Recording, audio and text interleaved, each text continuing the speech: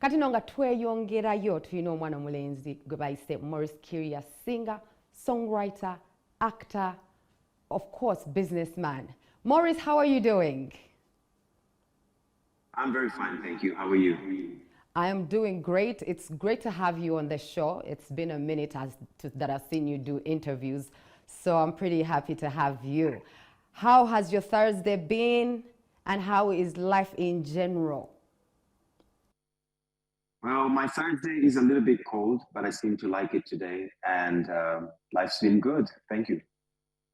First of all, congratulations on your recently concluded concert. It was great at the Serena. A lot of people enjoyed it. Thank you very much, Robin. I appreciate that. Now, Maurice, let's dive right into it. I know COVID hit a lot of musicians, including yourself, of course.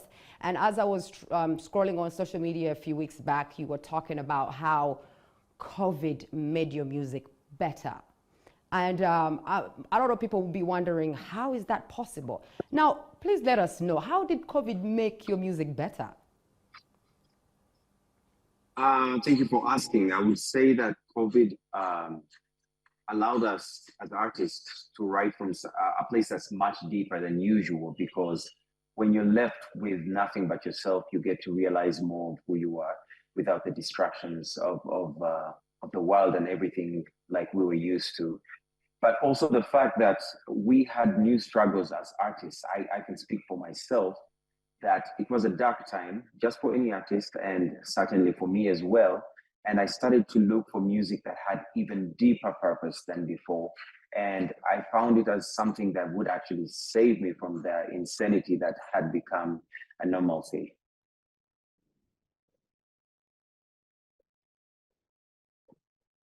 You came out of COVID, and you're a man of different looks. You started off with the dreadlocks, you went on with the bald head, and there's a time you came with a gray beard.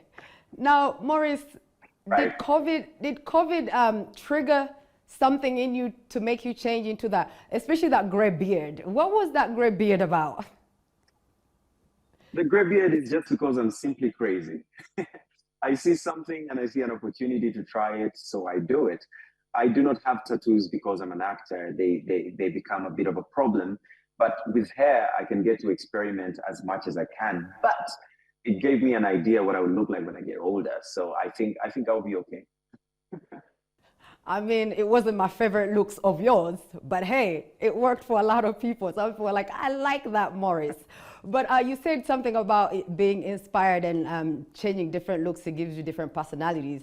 Now let's move on to your acting. Actually, I saw you in the Girl in the Yellow Jumper. You are part of that cast. A lot of people didn't know that you're actually an actor. So tell us, how did that project come about and it actually made it to Netflix? I want to give credit, obviously, to people like Lukman Ali, who directed this wonderful movie. And for what people didn't know, that my acting career actually started in 2008 when I acted in Life Joseph, which was a film by the Ghetto Film School of New York. It was my first lead role. But before that, I had acted in the Last King of Scotland, which had Forrest Whitaker, Kerry Washington.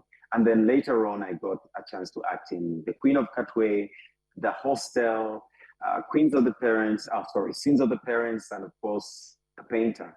So I think The Girl in the Yellow Jumper was one of those movies that gave the stamp on my current situation as an actor, because it was such a powerful role, and me having one of the lead parts, I think it was a good boost for my career as an actor. It was definitely a good boost because you got worldwide attention.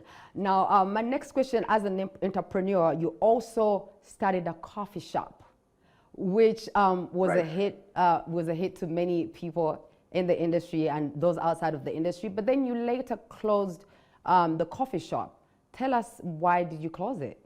Because I'm a big fan of coffee myself. Oh, I'm a nerd. I'm like a coffee junkie. And when I was younger, my siblings and I and my mom, of course, she had a catering service, so we had to cook to make money for school fees. So before we went to school at 4 a.m., we were cooking. So I told her that one day I will open my own restaurant, which many years later, after the music and blowing up, I managed to open up a restaurant in Garden City for 3 years. And then on the fourth year, I opened a Village Mall. But business took a turn, and I'm glad we had a really good run with the restaurant for 4 years. But then later, we turned the Sound Cup restaurant into the Sound Cup coffee brand, which is based in the Netherlands in the city of Rotterdam, where we roast coffee and then deliver it in 3 days fresh to the client. Wow, that's amazing. Now, speaking about coffee, are you a farmer yourself, or do you source from other coffee farmers? So we prefer to source from other farmers, and that's just how we operate. That's amazing, and good luck on that venture. I'm sure it's working really well in Rotterdam, definitely. Now, it looked like you took a hiatus from the music industry for some time, and we know it's because of COVID, and there was a lot going on, personal life and everything. You came back and gave us Kirya Live, which was recently concluded. Tell us about being back on stage in a big way again, and how was the feedback, or how did the people receive it? You know, when I first started Kirya Live in 2011, Robin, it was the first show in the Kampala Serena, and most people thought it was ridiculous of an idea to actually put a show in the Serena. So I did it with my own money. This is 2011, and it was a success and became a cult following because we did 2013, 16, 17, 18, and now 2023. But after the COVID window, one would wonder if I'd still have the possibility of pulling such crowds, especially without a sponsor. You know, 2 years, 3 years for an artist, that's a really dead space. But I was very fortunate that when we did the show, people showed up. It was a sold out show at the Kampala Serena, one of the best times I've had as an artist, when you can come back and realize that you still have a big following, you still have people that were impacted by your music, not just impressed, but impacted to a point that it's something they want to follow for the rest of their lives. It was a very good boost as well for me to know that I still got fans, and they love me that much. Yes, that's amazing. Now, Maurice, you have a different sound from a lot of different Ugandans, and you call your sound Moyo music, right? We all know it comes from soul music. At your beginning, it was not so much Moyo. How did the transition work for you, or how did you decide to transition more into that Moyo sound? When I was younger, my brother Vampino, yeah, the crazy Vampino, he put me into all sorts of genres. I was doing dancehall, then my other brother was taking me, Saba was taking me to hip hop, and they were so good at this, and I was in their shadow. And I was trying to be a rapper, a dancer, a dancehall artist, which to all these things I was terrible at. But when I sang, Robin, when I sang, people listened, the world stopped. So I started singing more and more, and I tried so many genres from R&B to mention it. But then around 2005, I started feeling like there was a sound that was missing in Uganda, a sound that would blend folk, folk music, our Ugandan Basimba drums, our traditional way of singing, and blending it with jazz and R&B and pop, the things that we liked. It took me a couple of years, and I remember in 2008 on the album called Misuba, where I said he calls his style of music Moyo. It's because I knew that I think I was onto something that would later, many years later, be actually considered as Ugandan soul music. And that's how Moyo was birthed. Beautiful sound. I'm not going to lie. Everyone loves it. We all love it when we're home with our lovers. Thank you. Definitely. Now, you mentioned about your two brothers. You mentioned about your two brothers who are in the industry, and I believe they're both older than you. Now, them being in, for those who don't know, actually, Vampino is Maurice Kirya's brother, older brother, and also Saba Saba. Not many people know him because he's not in the country. So now, did you feel any pressure of being under your brother's shadows? Was that part of the reasons why you changed your sound? Definitely, there was a lot of pressure. But if there's a gift that I had in my foundation as a musician, obviously our mother really encouraged us to sing so much, and she trained us a lot. But for me, being in the shadow of Vampino and Saba allowed me to learn so many genres and allowed me to be flexible with musical styles. So I owe my versatility uh, to my brothers, because without them, I don't know, I learned so much from them, really. Big up to your brothers, Vampino, my brother. Yeah, I love that man so much. Yes. Now, moving on, Maurice, there's a post you made on social media, and you were talking about Right. artists choosing the National Theatre as a location for their Right. concerts because, you know, I'm sure it's a bit cheaper and, you know, I guess the technicalities are different.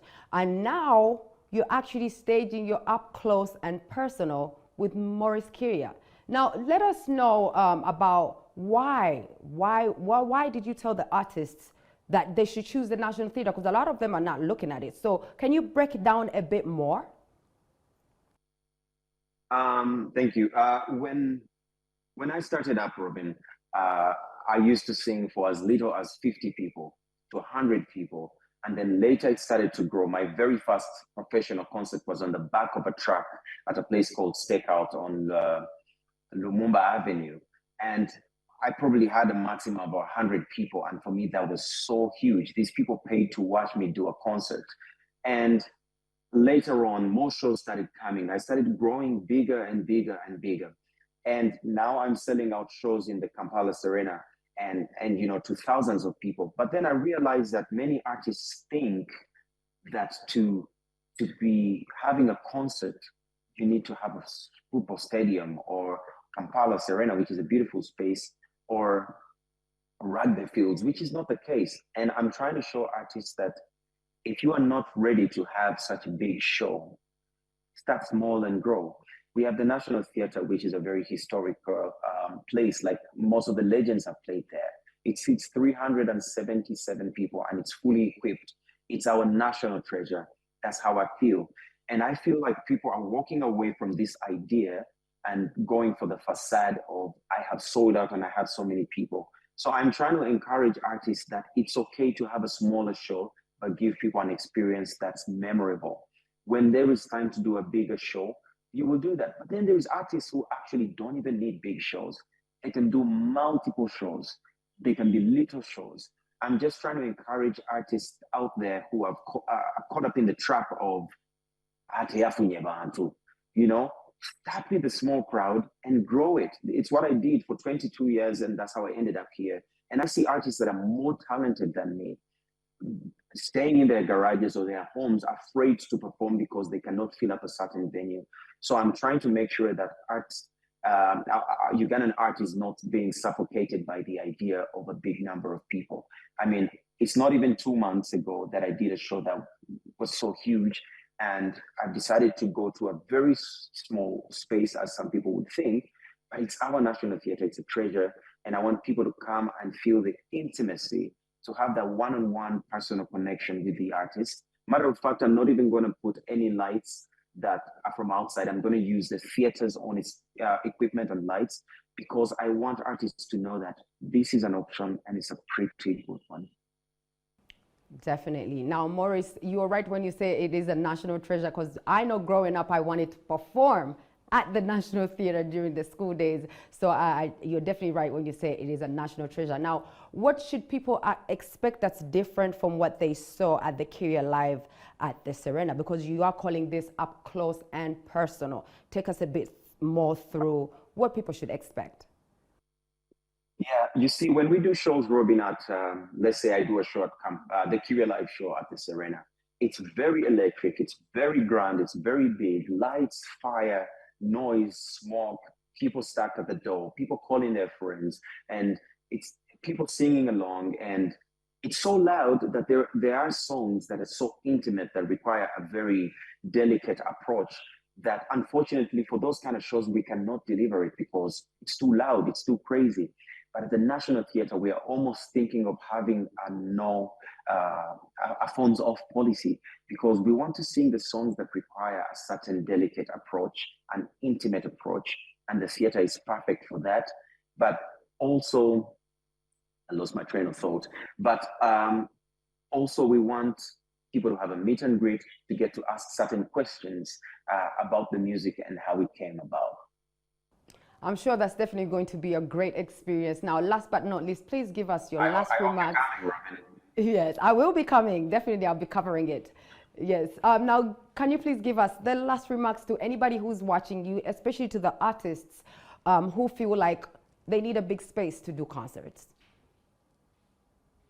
Um, First of all, I want to encourage all the artists in Uganda who are doing what they do, whatever style of music you're doing. I think Uganda has one of the most vibrant musical scenes in East Africa. And it's surprising because it's not really easy being a musician or an actor or, in Uganda because the systems certainly don't support us and they're not very helpful. And yet we still come up top. So I want to encourage artists to keep doing what they do, believe in the process of the craft of the work, believe in the idea of growth. I know everybody wants to grow up so quick, and that's okay. And I just want to encourage you that today it might not make sense, but tomorrow it will. And if it doesn't tomorrow, maybe the other day, it's okay. Everybody out there goes through the same thing. They're just not artists. But if you really go into other people's businesses, they too have to grow. So I want to encourage all the artists to just believe in the idea of growth. Well, thank you so much, Maurice, for taking some time out to speak to us, and good luck on the concert. I will definitely see you there.